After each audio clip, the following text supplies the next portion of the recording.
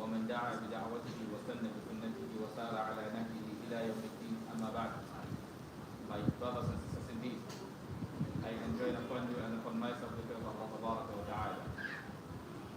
Inshallah, in today's sermon, we will be drawing our attention to some of the lessons in one of the verses of the Quran, precisely in Surah Al-A'la, one of the verses that most of us constantly recite, and most especially those who are used to observing their Shafa and Witr.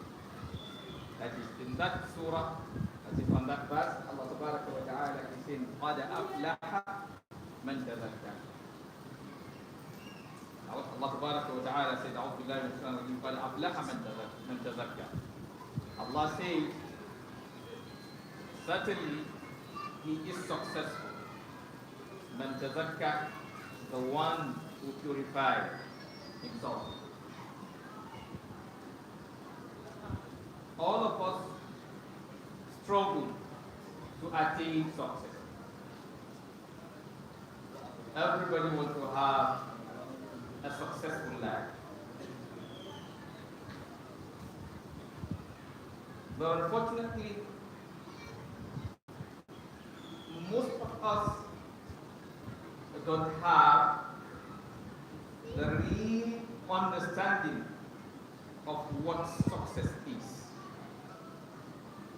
Some of us feel that a successful person is the one who is monetarily okay, that is, who have a lot of money. And some of us think that a successful person is the one who have, read very far, maybe a professor or whatever name that is academic wise. And some of us feel that a successful person is the one who is most powerful person politically, that is leadership wise. So everybody have his own interpretation of success.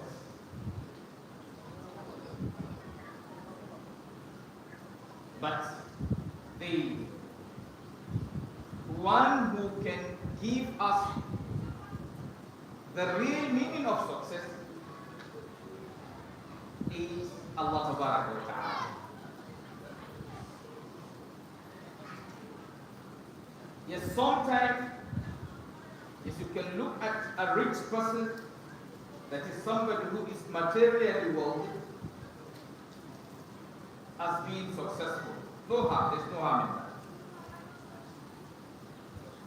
Yes, sometimes, yes, you can say the most powerful person, that's a political wise, maybe a governor in your state or a president in your country, depending on the perspective you're looking at it from, as successful or not. Or sometimes somebody who has a lot of crowd behind him. But in reality, all of those things are only means. If your own goal becomes accumulation of material things, that is in life, or if your own goal becomes to be the most powerful ruler, or if your own goal is to pull crowd, mention anything, or have a lot of children, mention just anything.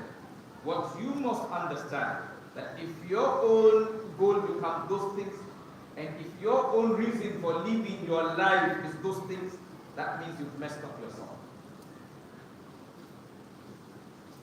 I usually remind us from time to time, anything in this life, you've never owned them, and you can never own them. You see, just the way you feel you are successful by having something. Also, you used to feel you own something. Because you can have money in your account, say, my money, right? You say, my children, my office. But all those things are just a trust being given to you by Allah. You don't own them. The money you said, my money today, tomorrow it will not be your money.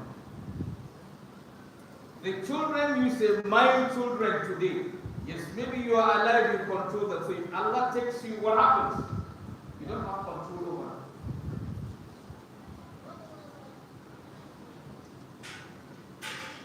So virtually, your relationship with anything is just a means given to you by Allah to achieve the ultimate thing. And that's where most of us are missing. Most of us don't know what Allah gave you is meant for. You think the money you are struggling to acquire, the goal is for you to make money. As a righteous servant of Allah Ta'ala, Allah has told you the essence of your creation. Allah says in a verse of the Quran that وَمَا خَلَقْتُ الْجِنَّ وَالْإِنسِ إِلَّا لِيَعْبُدُونَ. Allah said, I did not create man and jinn except to what? To worship me. So a righteous servant of Allah knows that anything he acquires or anything Allah Ta'ala gave him opportunity to control is just a means given to him by Allah to see how he will utilize that thing to what? To serve Allah.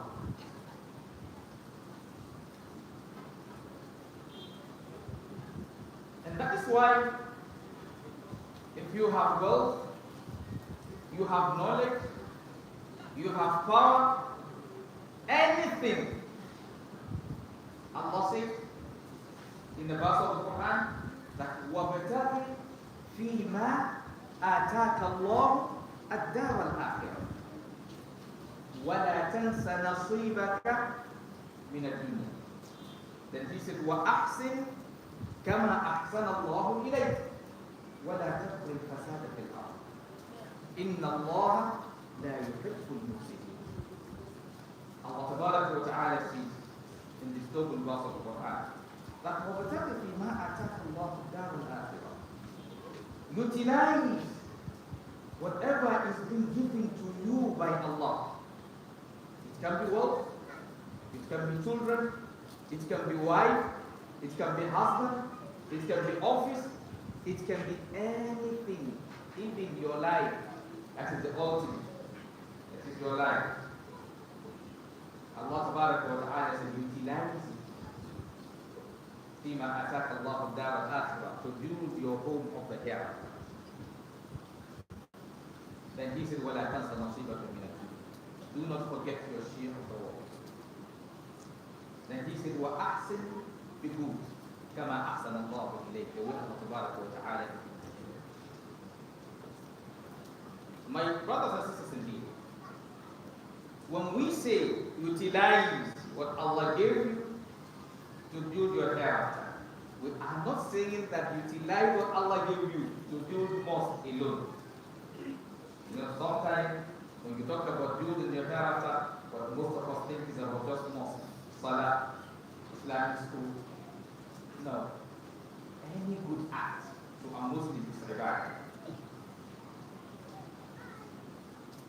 And that is why where the position of an imam leads him to, your own position in the market can lead you to the same place where the position of imam is leading him to.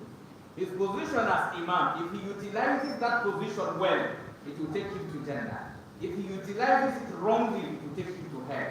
If you use your own business to save life, to serve Allah, to make life easier for the people, to do what Allah wants, it takes you to Jannah. If you use your business to suffer the people, to destroy the world, then it will lead you to hell.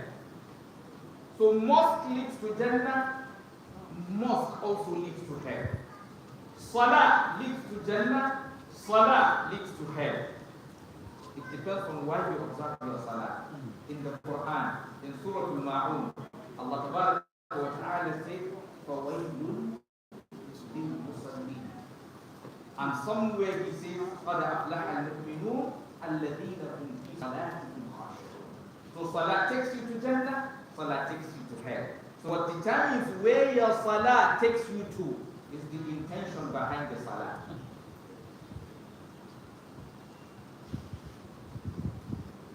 So what determines where your market will take you to is your intention for the market.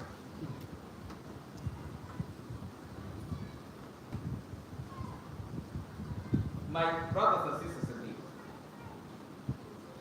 So let us understand that yes, you want to be successful, real success comes from submission to Allah. If you don't submit to Allah, yes, you have material things, but yes, they say the rich also cry. Some rich people materially are more miserable than some poor people. Go close to them, you will understand. And some rich people are happier and more successful than some poor people. That means the success has nothing to do with your material what? Yeah, stand. Some rich men are very successful and some rich men are very miserable. Some poor men are very successful, some poor men are miserable. Yes, some who have, in power are successful, some in power are miserable, some who are out of power, who are not in power are successful, and some who are out of power are miserable. So virtually, what determines you not to be miserable, Allah says, وَالْعَصْرِ إِنَّ الْإِنسَانَ لَفِي خُسْرٍ إِلَّا الَّذِينَ آمَنُوا وَعَمِلُوا الصَّالِحَاتِ.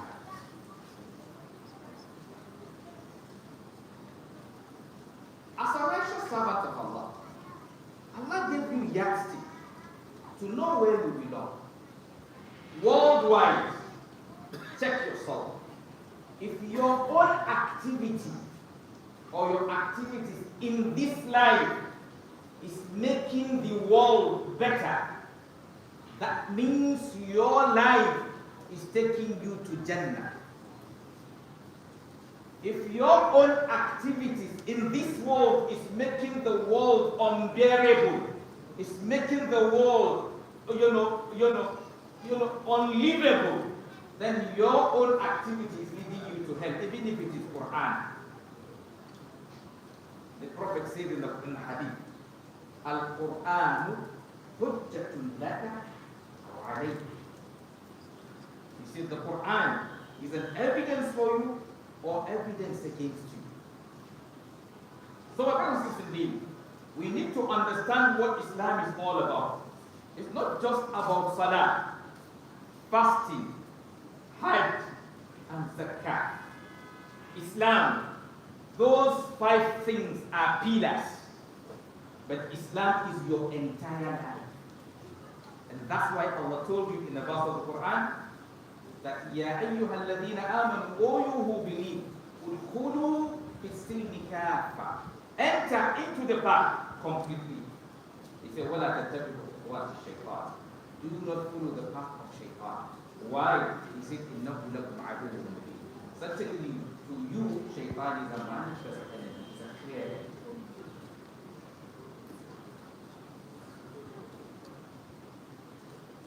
The life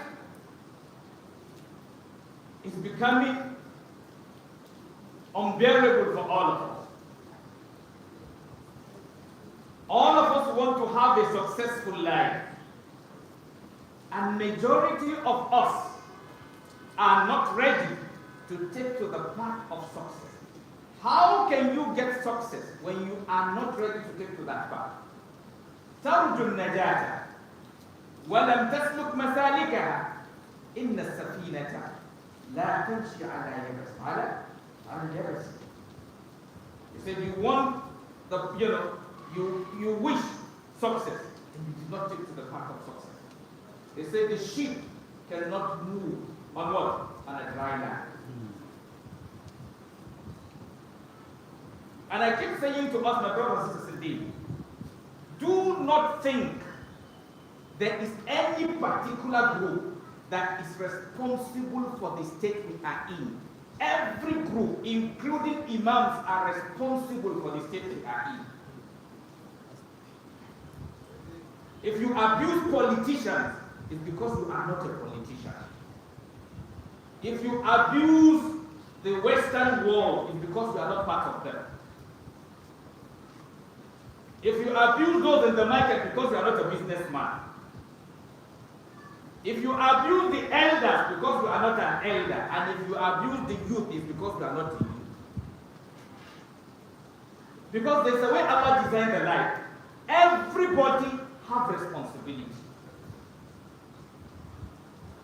Everybody have responsibility. Just like in a home, the husband has his responsibility as a husband. The wife has responsibility as a wife, and children have their responsibilities as children. So everyone has to play his role for a house to be successful. The children have to play their role as children. The wife has to play her role as a wife, and the husband has to play his role as a husband. There will be problem in the house when the husband plays his role and the wife doesn't play her own. There is going to be a problem in the house when the wife plays her own and the husband doesn't play his own. There will be problem in the house when the parents play their role and the children don't play their own role.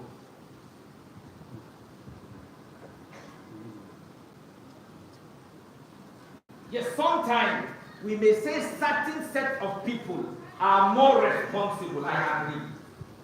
But everybody is partly responsible. So take for example now, for you as a Muslim, you will not wake up and say those responsible for the state of the world today are the kuffar. No, we the Muslims also are partly responsible. Because I and you claim Islam, but we don't live as Muslims. That's part of the problem. Yes, he is a kafir.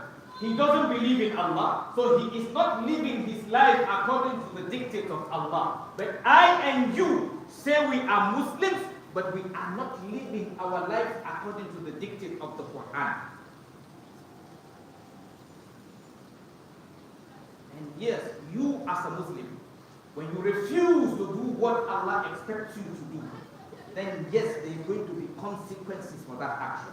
And Allah tests those who believe faster than those who don't believe.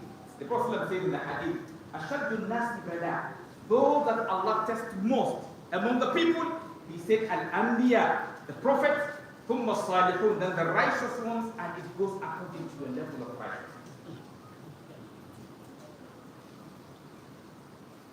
So what is the deal? We want to have a successful life. I and you have to begin to work on ourselves. Sometimes we focus on others. Allah said to us in the verse of the Quran that Ya ayyuhal ladina amanu, O you who believe. What did he say? He said, Qu anfusakum, save yourselves, wa ahlikum now. And what? And your family is from the hell. You want to save the government. You want to save the president, and you cannot save yourself. First save yourself. Check your own life. I think you should check our life. How do you treat your neighbor? Is your neighbor free from the affliction of your hand? Is your neighbor free from the affliction of your tongue? Those you transact business with, how do you treat them? Do you treat them? Do you expect Allah to leave you? Or as a teacher in the school, how do you treat the students being entrusted to you? Are you teaching them what you're supposed to teach them? Are you working to make sure they pass, or you just want to show them you are somebody? You know, sometimes some of us have this attitude. Yes, when you know, as a teacher, your goal should be making sure your students pass.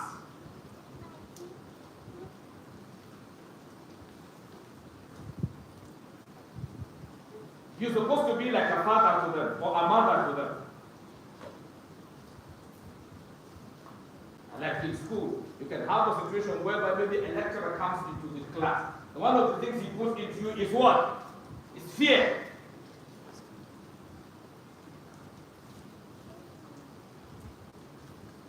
In most cases, as human beings, there is usually a distinction between our relationship with Allah and our relationship with people to a certain extent. As a human being, those who fear you don't like you. Those who don't fear you like you. If you fear human being, you avoid the person. Yes. If you fear somebody, you usually prefer to avoid the person. And if you like somebody, you want to what? Close to the person. But in the case of Allah, if you fear Him, you are what? Closer to Him. Inna akramakum indallahi atqakum. So brothers, indeed, we all need to work together to change our world. I'm not even talking about our communities. If as a Muslim you live as a Muslim, any place you land, they will feel your impact. Allah tabaraka wa ta'ala put us among the successful people. أقول ما تسمع وأستغفر الله العظيم من جل ولكم سائر المسلمين واستغفروه إنه هو الغفور الرحيم. الحمد لله رب العالمين والصلاة والسلام على رسول الله وعلى آله وصحبه ومن والاه. أما بعد عباد الله أوصيكم ونفسي بتقوى الله عز وجل. My brothers and sisters, as a Muslim, you need to begin to look at things from Allah tabaraka wa ta'ala's perspective. He made His world, you understand His world better than anybody. So if you want to understand the world, get the understanding from the maker of the world. That's why He said to us in Surah An-Nur that وَمَنْ لَمْ يَجْعَلِ اللَّهُ لَهُ نُورًا فَمَا لَهُ مِنْ نُورٍ. Allah tabaraka wa ta'ala said, whomever Allah tabaraka wa ta'ala did not show light, he can never see light. Yes, many of us today we do, and we think we have understanding of life, but in the actual sense we don't understand life. We are just equivalent to the people described by Allah tabaraka wa ta'ala in Surah Al-Rum, where He is saying that يَعْلَمُونَ ظَاهِرًا مِنَ الْحَيَاةِ الدُّنْيَا وَهُمْ عَنِ الْآخِرَةِ هُمْ غَافِلُونَ. He said they have all knowledge about the worldly life, but pertaining to the hereafter, they what? They know nothing. I know some of us will say, fine, it's about the hereafter. If the world, you know everything. If you know everything about this world, and you don't know, the life of the hereafter, you don't understand. In reality, you don't understand anything. And let me prove to us. Today, most of us, what we consider as primary is secondary. And what we usually consider as secondary is actually the primary. About yourself, all of us are making all efforts to what? To take good care of this, our skin, our flesh. Everybody is struggling in the office. You want to become a millionaire, to eat chicken, to eat this, to eat that, to clothe this, but most expensive clothing, moving the most expensive car. But that's the one you are seeing. The one you are struggling to take care more, it is secondary. Because this, your body, what only gave it value is the soul inside you. If you wear the most expensive clothes, let your skin shine more than anybody's skin, the day Allah takes out that soul, we will trash you. Yes. The day Allah takes out that soul, we will trash you. Whether you like it or not. Yes, your children will not keep you in your home. Your wife will not keep you in the home. She will leave you and marry another man who have that soul in you. Yes, that's the reality. You will not want to hear, but that is the truth. That car you are battling to have, to feel you are somebody, that car will move you out of that car. If you are lucky, you will get one small decent one. Yes, we'll put you inside.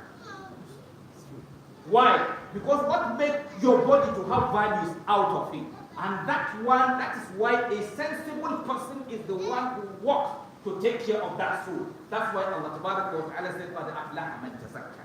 He is successful, the one who takes care of his soul.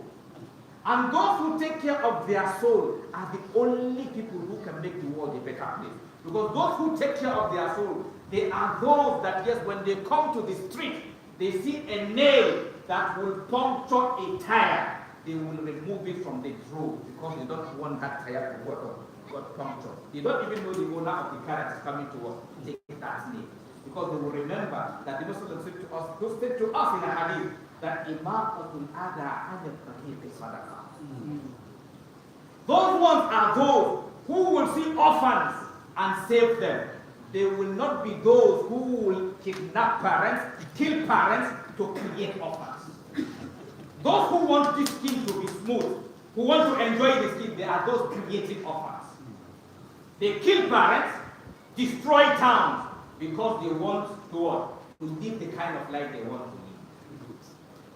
Those who care much about this scheme are those, yes, they wouldn't mind living the kind of life they want and let everybody die. But those who want to preserve their soul, they will remember that Allah is documenting everything. And whatever they do, they will not escape. Allah does not, you don't need anybody to save you. Allah says, يَوْمَ يَفِرُّ الْمَرْءُ مِنْ أَخِيهِ وَأُمِّهِ وَأَبِيهِ وَصَاحِبَتِهِ وَبَنِيهِ كُلُّ امْرِئٍ مِّنْهُمْ يَوْمَئِذٍ شَأْنٌ يُغْنِيهِ. That is those who want to preserve their soul.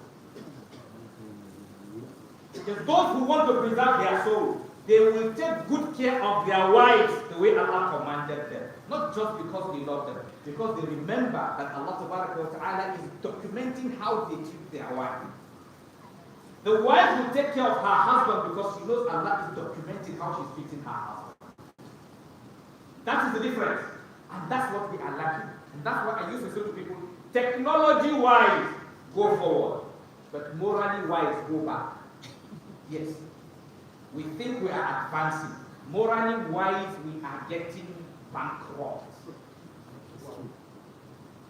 Morally-wise, most parents today, most politicians today, most businessmen today, most scholars today, morally-wise, they are far, far below the older generation. So if you want to know how good you are in this time, begin to use the older generation to assess yourself. If you say this is your own time is bad. So don't sink into your own time. Go back to the old time, moral-wise. If you want to know how sound your Islam is, the yardstick is Muhammad sallallahu alaihi wasallam.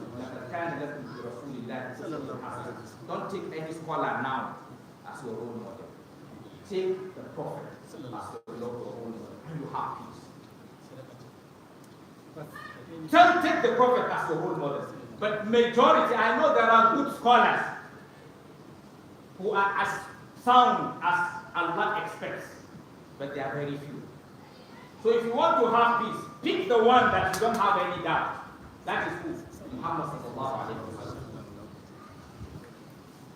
ربنا آتنا في الدنيا حسنة وفي الآخرة حسنة وقنا عذاب النار. اللهم لك لنا في مقامنا هذا غدا إلا غفرت ولا هما إلا غفرت ولا كفا إلا نفسته